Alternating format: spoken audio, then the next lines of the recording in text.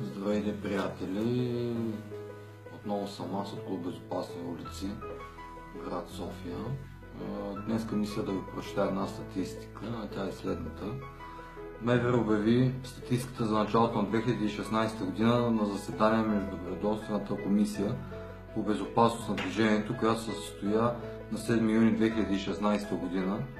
По информация на МВР, за периода от 1 януари 2016 до 30 април 2016 в страната са регистрирани 2018 тежкопътни транспортни происшествия, при които са загинали 176 и са ранени 2440 човека.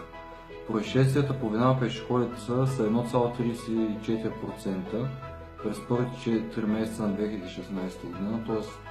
сами ние разбираме, че вината на пешеходите при тези ситуации е много незначителна. От вида пътно-транспортно происшествие, блъскане на пешеходец, през първите 4 месеца на 2016 година са настъпили 558 тежко пътно-транспортни происшествия от общия брой тежко пътно-транспортни происшествия с 35 загинали и 540 ранени пешеходци. Това са пътно-транспортни происшествия, при които травматизмът се дължи на конфликтността между пешеходното и автомобилното движение, на подценяването на ситуацията на ниското ниво на транспортна култура и дисциплина, както на пешеходците, така и на водачите и други. Това е нещо, което бях споменал още в едно интервю на няколко телевизии и нещо, което го споменавам от предните видеоклипове, които правиме. В резултат на тежкото пътно-транспортно происшествие през първите 4 месеца на 2016 година са загинали 10 и са били ранени 268 деца.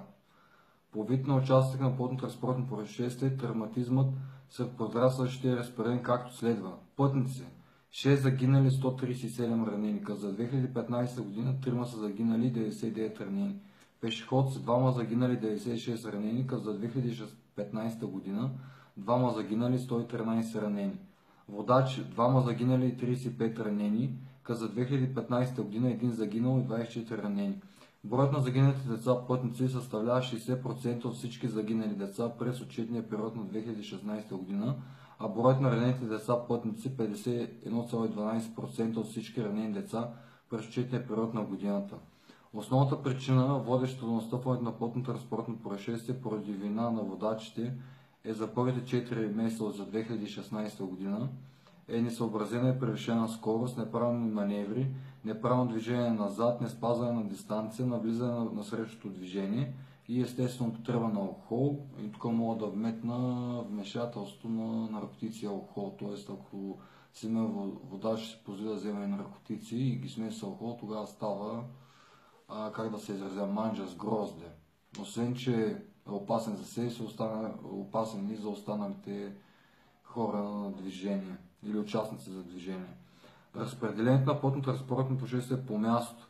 На населените места през първите 4 месеца 2016 година са настъпили 1407 от происшествията с 84 загинали и 1600 ранени. По пътищата извън населени места пътно-транспортни происшествия са с значително по-голяма тежест, като при по-малък брой регистрирани происшествия в сравнение с тези на населените места е 611. Броят на загиналите 92, броят на ранените обаче е много по-малък, 840. Искам да кажа, да повторя едно нещо, което бях повторил, т.е. един път бях го казал в предното видео. Това е формулата, обобщаваща проблемите, които са в момента в България. Тя е следната. Как може да се реши самия проблем? Това е превенция плюс квалификация на шофьорите плюс контрол, който включва санкции, наказания, събираемост на глобите плюс полезна и правна инфраструктура, което е равно на висока култура на участниците в движението от страна на водачи на МПС и на пешеходци, и което следва, че ще има малко пътно-транспортни происшествия, малко загинали, малко ранени. Относно спора, който е водач и пешеходец, може да се каже следното нещо. Водач или пешеходец, ние се обявяваме за спазване на правилата от всички участници, налагане на строги наказания, ако нарушат. Но пешеходците са най-раними в условията на война, по пътищата закона трябва да ги пази. Кола и пешеходец не са равнопоставени, което се е логично и се разбира. И статистиката показва, че едва 3% от катастрофите годишно стават по вина на пешеходци. И най-много пешеходи са загинали пешеходни пътеки, пешеходни алеи и тротуари, а не на места, които са забранени за пресичане. Това означава, че голяма част са виновни водачите на моторни превозни средства. Така. Ами това е, което исках да кажа. Надявам се да ви е харесало видеото. Ако ви харесва видеото, продължайте да ги гледате видеята и бъдещите видеа, които ще бъдат. Желая ви здраве на всички, успехи, пожелавам на абсолютно всички участници в движението и на пешеходци и на шофьори да спазвате в крайна сметка правилата за движение, както от страна на шофьори, така и от страна на пешеходци. Благодаря за вниманието, хубав ден ви желая!